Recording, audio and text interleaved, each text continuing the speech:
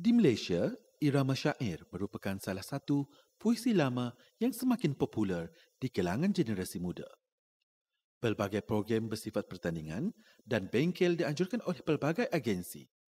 Antara pegiat syair yang popular di Malaysia, seperti Encik Roslan Madon, juga turut memainkan peranan dalam memastikan syair terus hidup segar di bumi bertuah ini. Puan Syafa Atusara binti Silahuddin merupakan penggiat baharu dalam bidang syair. Dilahirkan di Muar Johor, beliau merupakan calon ijazah kedoktoran dalam bidang etnomusikologi pengajian budaya di Leiden University, Belanda.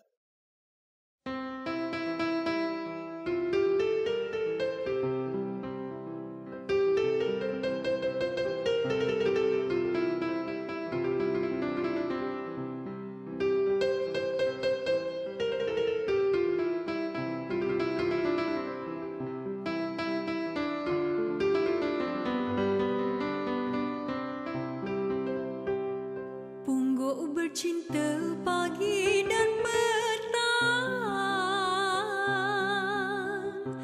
melihat bulan di pagar bintang,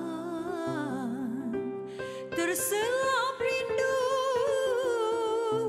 dendam pun datang dari saujana.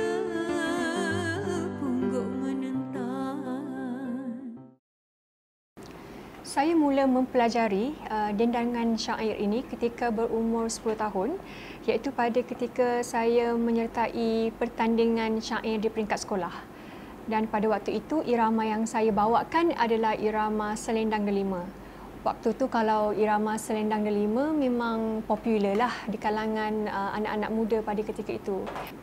Jadinya pada tahun 2012 itu, saya dan rakan-rakan menyertai pertandingan syair Nazam Gurindam anjuran Dewan Bahasa Pustaka di Tanjung Kelim, Melaka, dan pada ketika itu kami mempelajari banyak irama syair. Antaranya selain Selendang Delima, kita ada juga irama Batu Belah, irama Sarawak, irama Tok Kenali dan sebagainya. Baik, individu yang mendorong saya dalam seni persembahan syair ini ialah almarhumah Cikgu Hajar Rosnah, Cikgu Bahasa Melayu saya di sekolah, dan terkini Encik Roslan Madon, seorang tokoh dan maestro syair Nusantara. Selain itu, saya turut menghormati bakat dan usaha Puan ataupun Cikgu Zarina Saamah, seorang guru sekolah di Batu Pahat, Johor, dan juga saya mempelajari sedikit sebanyak daripada Puan Rogayah Abdul Hamid.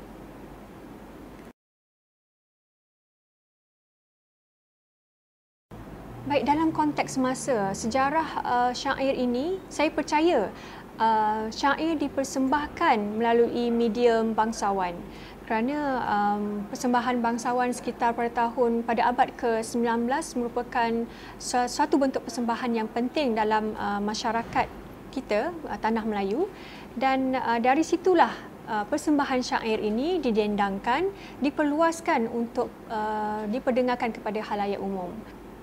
Dari semasa ke semasa, bentuk persembahan syair ini berkembang dan mengikut kesesuaian majlis, dan sehingga kini seingat saya pada akhir tahun 1990-an, satu usaha telah dilakukan oleh Dewan Bahasa dan Pustaka untuk mengumpul kembali teks-teks syair dan juga mengetengahkan irama-irama syair untuk panduan dan juga digunakan dalam pertandingan syair. Syair ini mempunyai ciri-cirinya yang tertentu. Dalam satu rangkap syair memiliki 4 baris di mana setiap baris itu mempunyai 4 atau 5 patah perkataan. Dan sebenarnya syair, kalau kita rujuk kepada syair-syair lama seperti syair Bidasari ataupun syair Burung Pungguk, terdapat lebih 100 rangkap syair. Sebenarnya keseluruhan syair ni merupakan suatu penceritaan yang sangat menarik yang membawa nilai-nilai sejarah, nilai-nilai filosofi dan juga nilai-nilai keagamaan. Kalau nak dibandingkan syair dengan pantun, sebenarnya syair ini di hujungnya mempunyai jenis ataupun ciri-cirinya yang sama seperti a. Baik, saya ingin berikan contoh seperti syair Rakis. Bismillah itu mula karangan Gurindam Bayu nama timangan, kisah rencana dagang buangan, nestapa lara di Gunung Larangan. Di hujung setiap baris ini mempunyai sama a b begitu. Jadi kalau dibandingkan dengan pantun ciri-cirinya adalah di hujungnya seperti yang ketahui a b dan pantun mempunyai baris pertama dan kedua adalah pembayang dan baris ketiga keempat itu adalah maksud. Pantun dalam satu rangkap itu merumuskan satu idea, tetapi kalau syair mempunyai rangkap yang panjang atau beberapa tetapi menghasilkan satu idea keseluruhan. Jadi ini adalah secara ringkas perbezaan antara syair dan pantun. Untuk membezakan antara gurindam dan syair ini, dalam gurindam kita ada 4 baris dalam satu rangkap. Berbeza pula dengan gurindam di mana memiliki hanya 2 baris dalam satu rangkap itu. Jadinya sudah tentu saja irama untuk syair berbeza dengan irama gurindam. Kalau di Malaysia, dalam konteks Malaysia, untuk gurindam kita menggunakan irama bangsawan. Tapi untuk syair kita ada lebih dari 12 irama yang digunakan.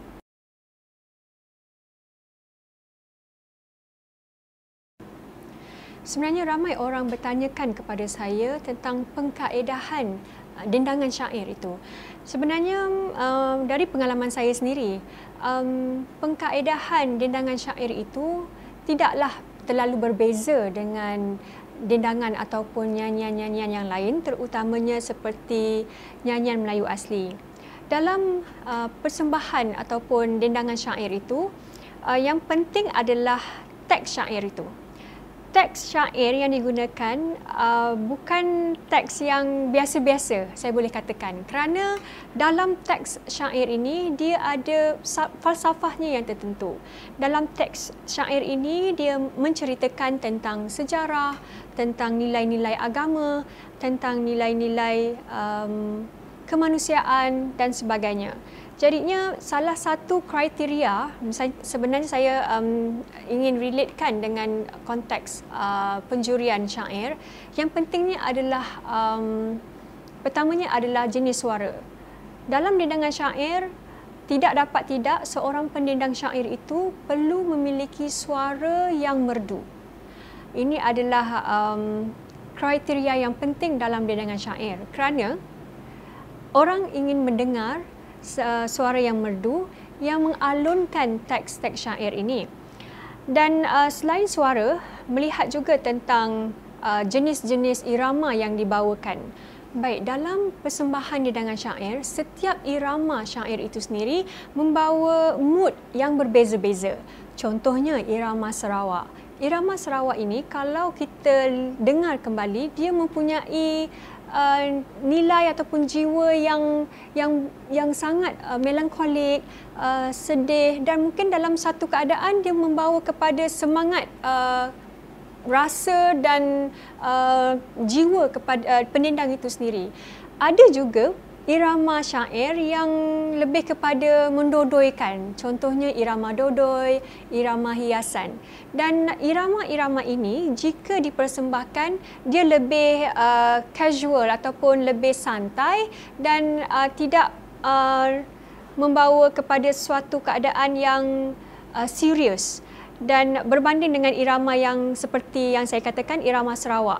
Jadinya inilah keadaan ataupun mungkin falsafah ataupun konteks dalam persembahan hidangan syair ini. Dalam 4 tahun kebelakangan ini, saya telah mempelajari satu irama yang asalnya dari Pekanbaru, iaitu irama Rawi. Irama Rawi ini mempunyai nilai seperti kita membaca Al-Quran. Contohnya seperti ini. Inilah gerangan suatu madah,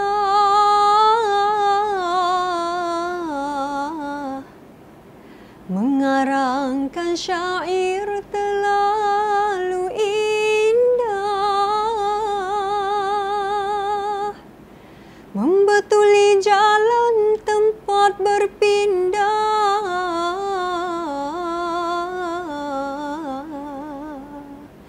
di sanalah iktikad diperbetuli sudah. Itu ialah irama Rawi yang dipopularkan dan diperkenalkan dari Pekanbaru, Riau. Boleh tak Syafa ceritakan pertandingan-pertandingan yang pernah Syafa sertai dan kejayaan-kejayaan yang Syafa pernah kecapi? Baik, setelah pertandingan dendangan syair kebangsaan pada tahun 2012, baru-baru ini saya telah mengikuti pertandingan syair antarabangsa yang mana menampilkan 8 orang pendendang syair dari Malaysia, Thailand, Brunei dan Indonesia. Dan dalam pertandingan ini yang telah diadakan di Kuantan, Pahang juga memperkenalkan teks-teks syair yang disebut dan juga diperkenalkan oleh penganjur. Baik, dalam pertandingan tersebut saya telah dinobatkan sebagai juara dendangan syair antarabangsa dan saya rasa bersyukur kerana masih lagi diberi peluang untuk berada dalam arena dendangan syair. Assalamualaikum. Ini Safa ni satu orang anak muda, walaupun tak terlalu muda, yang mempunyai bakat istimewa pada saya. Istimewanya kerana dari segi lahiriah orang nampak dia pandai bersyair. Orang yang pandai bersyair itu ramai. Tetapi syair ini, perlaguan syair ini sebenarnya perlukan orang yang betul-betul berbakat dalam seni suara dan seni lagu. Dan Safa ni merupakan seorang yang mempunyai bakat semula jadi dia begitu. Sejajar dengan itu, dia boleh menyanyikan lagu Melayu asli. Lagu Melayu asli ini bukan semua orang boleh menyanyi dengan betul. Kerana lenggoknya, kerana iramanya, kerana patah lagunya, orang kata itu istilah Melayu betul, patah lagu itu apa dia. Tapi dia ni merupakan satu orang yang berkebolehan menyanyikan lagu-lagu Melayu asli. Jadi kalau orang pandai menyanyikan lagu asli itu, biasanya akan dapat mendendangkan syair dengan cukup baik. Okey, bercakap tentang Syafaatus Sarah Silahuddin ni. Saya nak sifatkan beliau adalah antara anak didik atau anak buah saya yang paling berjaya lah, ya, dalam bidang syair terutamanya. Ya.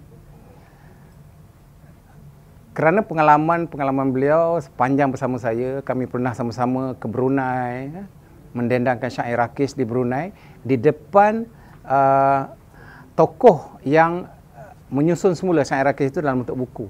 Ya, itu satu.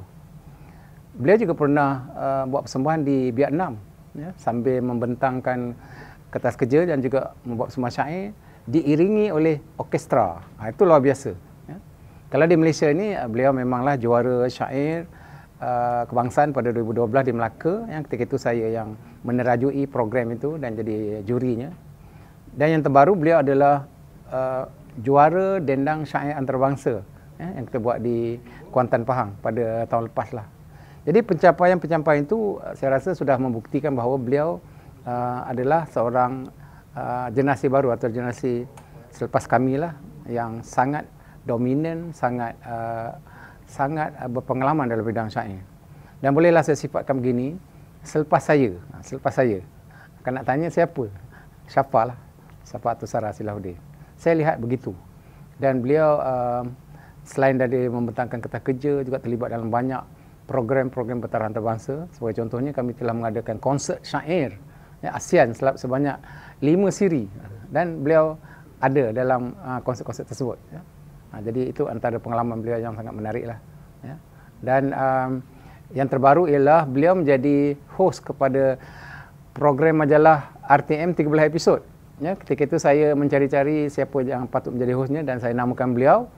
Menariknya, dalam 13 episod itu, ya, kita ada 13 jenis puisi tradisional, syair, pantun, gurindam, sloka, nazam dan sebagainya. Beliau mendendangkan ke semua 13 jenis puisi tradisional itu dalam 13 episod tersebut.